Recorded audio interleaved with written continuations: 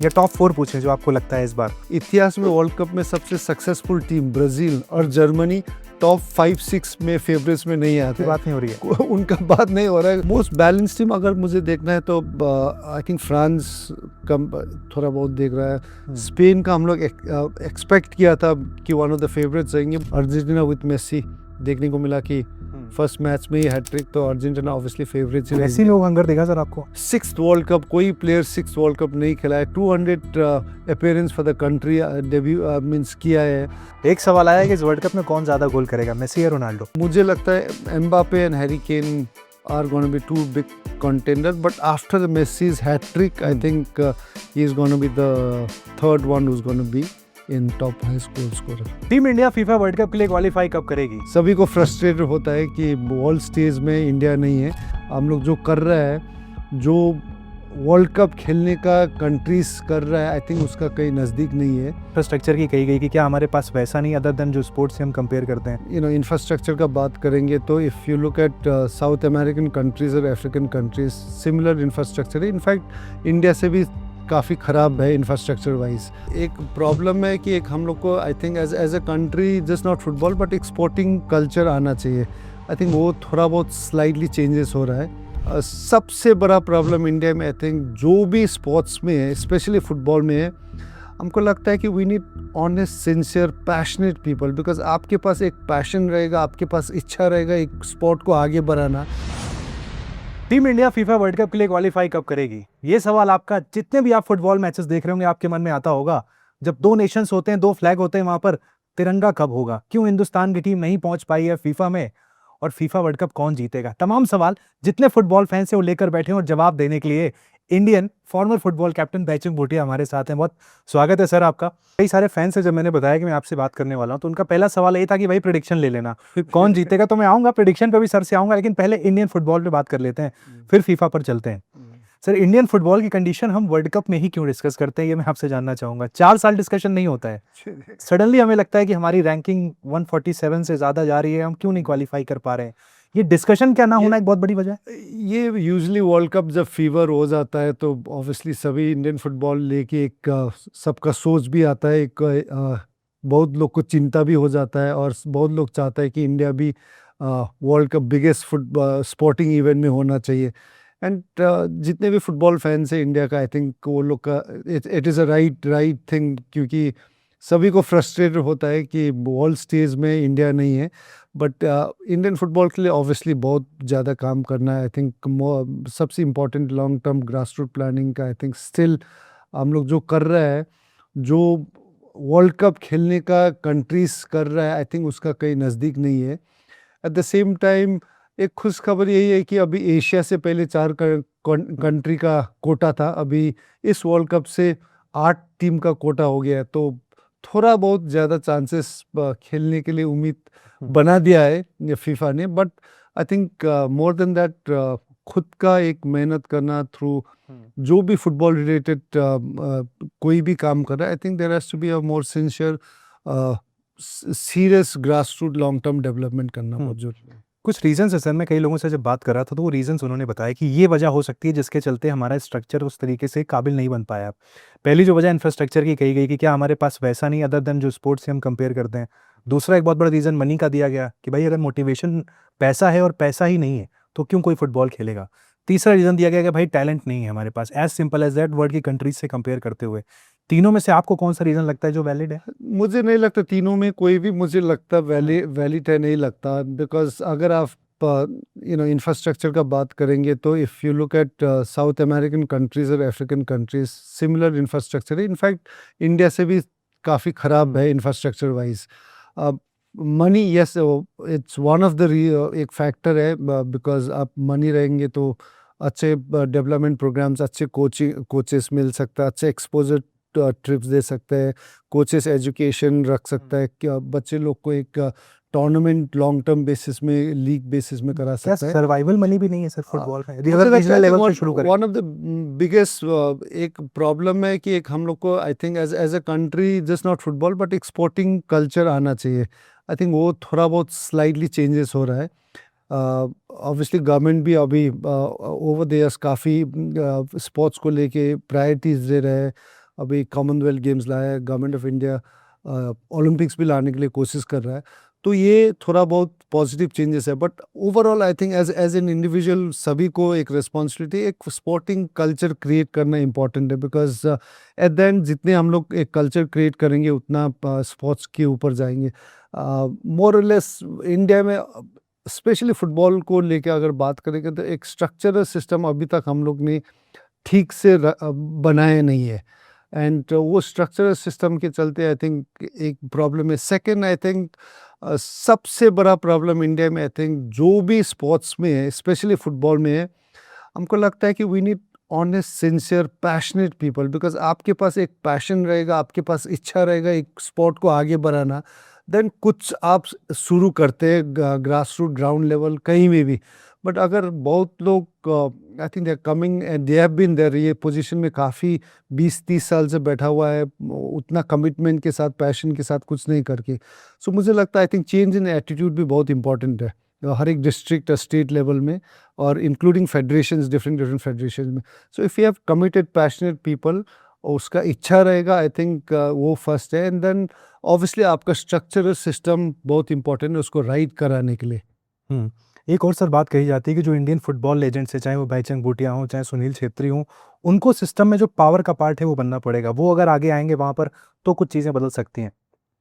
देखिए I think yes, अगर जितने भी लेजेंड्स हो या कोई भी खिलाड़ी हो, अगर उनके पास खेलने के बाद जो अभी पैशन है गेम के लिए करना चाहता है और कमिटमेंट है, वो बहुत ही इंपॉर्टेंट है। साथ साथ थोड़ा बहुत आई थिंक एडमिनिस्ट्रेटिव नॉलेज भी होना चाहिए, एक एक्सपीरियंस भी उनको आना बहुत ज़रूरी है, बिकॉज डायरेक्टली आप खेलने के बाद स्पेशली एडमिनिस्ट्रेशन में आएंगे तो थोड़ा बहुत डिफ़िकल्टीज फेस होता है, बिकॉज खेलना और एडमिनिस्ट्रेशन करना डिफ़िकल्टीज है, but it's not a difficult thing. आप यू नो कोई बहुत छोटा समय में यू कैन ईजिली ट्रांजिशन कर सकता है उसमें, बट आपका एक सिंसियर एफर्ट होना चाहिए कि एक एडमिनिस्ट्रेटिव साइड में भी जाके और एक अच्छा टीम लेके काम करने के लिए, because at the and you know it is about creating a good team. अगर आप फेडरेशन में आप जाएंगे तो फेडरेशन में भी अगर आप प्रोफेशनल्स अच्छे लेके आएंगे और एक टीम अच्छा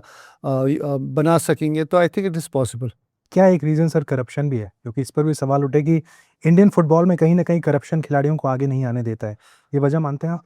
मुझे नहीं लगता है करप्शन वाइज, मुझे एग्जैक्टली कौन सा टर्म में करप्शन बोलना आई थिंक थोड़ा रॉन्ग हो सकता है, but may be corruption into getting those into those positions थोड़ा बहुत हो सकता है स्टेट लेवल में, बिकॉज अगर आप देखेंगे तो हर एक खिलाड़ी स्टेट से आएंगे, डिस्ट्रिक्ट से आएंगे, तो काफ़ी स्टेट्स में, काफ़ी डिस्ट्रिक्ट्स में I think to get into those positions शायद उसमें थोड़ा बहुत वो लोग का you know power wise, connection wise, network wise वो यूटिलाइज कर रहा है। वो भी there is no problem at all, आपको पावर में आना है, आपको कनेक्शंस पॉलिटिकल लेना है, बट आने के बाद आपको जो इच्छा है, विलिंगनेस और इंटरेस्ट और पैशन, और जो एक्चुअली आप ग्रास रूट और फुटबॉल को, स्टेट को आप आगे लेके जाना है, आई थिंक वो कमिटमेंट रहना बहुत इंपॉर्टेंट है। ठीक है सर, फैंस पे आते हैं कि आप पूरे इंडिया घूम चुके हैं, आपने सारे स्टेट देखे हैं।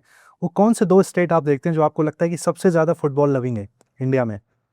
सिर्फ फुटबॉल लविंग तो एक ऑब्वियसली बंगाल है, बिकॉज मैं 15-20 साल उधर खेल चुका हूँ, और बिगेस्ट क्लब मोहन बागान ईस्ट बंगाल, सबसे बड़ा फैन फॉलोइंग वाइज और क्लब वाइज आई थिंक उससे बड़ा क्लब्स इंडिया में मुझे लगता है अभी तक नहीं हुआ है। Second I think couple of places, Kerala है, नॉर्थ ईस्ट काफ़ी बड़ा है, प्लस आई थिंक गोवा भी बहुत ही बड़ा फॉलो फुटबॉल का you no I think culture environment है। सो 2 नहीं बोल सकता हूँ, बट 3-4 डेफिनेटली है। फैन वाइज देखें तो आजकल हम देखते हैं कि सर इंस्टाग्राम पे रील आती है, कोई बहुत शानदार फुटबॉल वहां पर खेल रहा है, सडनली वो वायरल होता है और वहां से स्पोर्ट को भी एक किक मिलती है। कई सारे स्पोर्ट्स में हमने देखा, क्रिकेट में इन दिनों हम वैभव सूर्यवंशी को देख रहे हैं, चर्चा हर तरफ हो रही है कि भाई ये 15 साल का बच्चा है, क्या कर रहा है। फुटबॉल में क्या आप देखते हैं किसी को कि कोई 15 साल का बच्चा है जिसको आप देख रहे हैं कि ये फ्यूचर है इंडिया का? आई थिंक वो जो अगर आप सूर्यवंशी का के साथ आप कंपेयर करेंगे तो डेफिनेटली नहीं है, बिकॉज आई थिंक जो सूर्यवंशी ने अचीव किया है तो वो तो बहुत ही हाई स्टैंडर्ड है और काफ़ी यंगर जनरेशन को इन्फ्लुएंस कर सकता है। फुटबॉल में आई थिंक पॉकेट वाइज में डिस्ट्रिक्ट लेवल में छोटा-छोटा गाँव में डेफिनेटली काफ़ी टूर्नामेंट्स हम खुद देखते हैं एक लोकल गांव में या डिस्ट्रिक्ट लेवल में मैचेस खेल रहे हैं बच्चे हो या एक इन विलेज का कोई क्लब लेवल टूर्नामेंट। तो ये सब I think is very important because एक कल्चर एक इंटरेस्ट अवेयरनेस लेके आता है एंड काफ़ी अच्छे खिलाड़ी भी देखने को मिलता है and that can only inspire कि जब इतना डिस्ट्रिक्ट में ऐसा खिलाड़ी और इतना पैशन है तो हमारा एरिया और हम क्यों नहीं कर सकता। तो एक डेफिनेटली स्पोर्ट को बहुत बेनिफिट तो डेफिनेटली पिछले साल महीने एक साल में आप किसी खिलाड़ी से बहुत इंप्रेस हुए देख कर यार ये लड़का बहुत शानदार कर रहा है? एक सी आई थिंक जो सोशल मीडिया में जो क्लिप 1 मिनट 2 मिनट का देख के तो डिफिकल्ट है बट काफ़ी मैंने around 10 year old 11 year old एक तो केरला का कोई एक बच्चा नेक्स्ट मेसी बोल के जाना गया है। एक शायद नॉर्थ ईस्ट में भी एक कोई बच्चा एक रील्स था फुटबॉल का बहुत ही अच्छा टैलेंटेड था। तो ये सब देखने को मिलते रहता है। ठीक है, फीफा पर आ जाते हैं भाई। देखिए चूंकि इशारे हमें किए जा रहे हैं समय की कमी के चलते, प्रेडिक्शन पे बहुत सारे लोग जानना चाहते हैं। मैं एक टीम नहीं पूछूंगा आपसे क्योंकि वो टफ होगा। टॉप 3 अगर आपसे पूछें या टॉप 4 पूछें जो आपको लगता है इस बार। सी आई थिंक वर्ल्ड कप 2026 सबसे अच्छा यही है कि इस वर्ल्ड कप में इतना ओपन है। आप अगर 6 या 8 टीम को सभी को फेवरेट्स माना जा सकता है बिकॉज 6 टीम सब टॉप फुटबॉलिंग 6 टीम इस वर्ल्ड कप में मुझे लगता है कि कोई भी टीम एक दूसरे को हरा सकता है। तो ये वर्ल्ड कप में ये पहली बार इतना ओपन है वर्ल्ड कप। ऑब्वियसली जो बड़े टीम्स है France Spain England Portugal Argentina है तो ये सब टीम तो है। सबसे सरप्राइजिंग ये है कि 2026 वर्ल्ड कप में इतिहास में वर्ल्ड कप में सबसे सक्सेसफुल टीम ब्राज़ील और जर्मनी टॉप 5-6 में फेवरेट्स में नहीं आते। बात नहीं हो रही है, उनका बात नहीं हो रहा है। यही सबसे सरप्राइजिंग है बिकॉज जिस तरीके से उनका परफॉर्मेंस ओवर द इयर्स है और पिछले 2-3 वर्ल्ड कप में इनफैक्ट ब्राज़ील ने लास्ट वर्ल्ड कप 24 साल आगे जीता है। उसके बाद जर्मनी का भी काफ़ी साल से परफॉर्मेंस वर्ल्ड कप में अच्छा नहीं रहा है। तो ये वर्ल्ड कप ये 2026 वर्ल्ड कप में भी आई थिंक जर्मनी और ब्राज़ील जो इतिहास में सबसे सक्सेसफुल रहा है वर्ल्ड कप में ये फेवरेट्स में टॉप 6 में भी नहीं आ रहा है बट मुझे लगता है दोनों अभी भी डार्क हॉर्स है ये टूर्नामेंट जीतने के लिए। और मोस्ट बैलेंस टीम अगर आप किसे देखते हैं, इनके पास सब कुछ है। मोस्ट बैलेंस टीम अगर मुझे देखना है तो आई थिंक फ्रांस का थोड़ा बहुत देख रहा है। स्पेन का हम लोग एक्सपेक्ट किया था कि वन ऑफ द फेवरेट्स रहेंगे बट उनका जो फर्स्ट मैच देखने के बाद मुझे लगता है कि काफ़ी इमेच्योरिटी देखा है कि क्या हुआ था एग्जैक्टली। मुझे कहीं ना कहीं स्पेन इस साल जो किलिंग इंस्टिंक्ट जो जीतने का हंगर है वो शायद नहीं दे।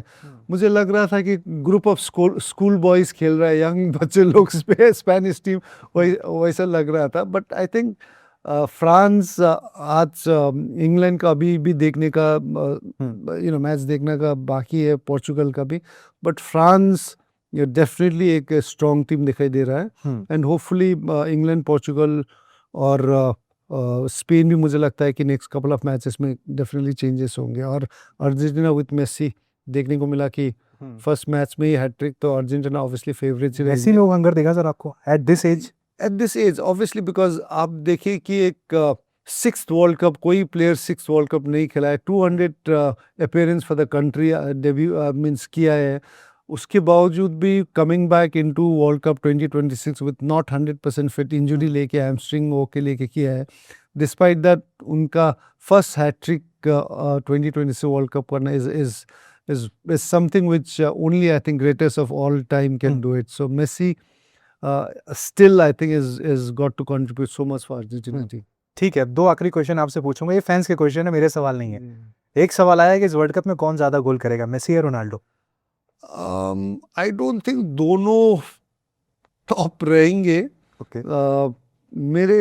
मुझे लगता है Mbappe and Harry Kane are gonna be 2 big contender but after the Messi's hat trick I think he is going to be the third one who's going to be in top high goal scorer. Okay, last question जो fans ने पूछा है, कौन खेल रहा है final sir?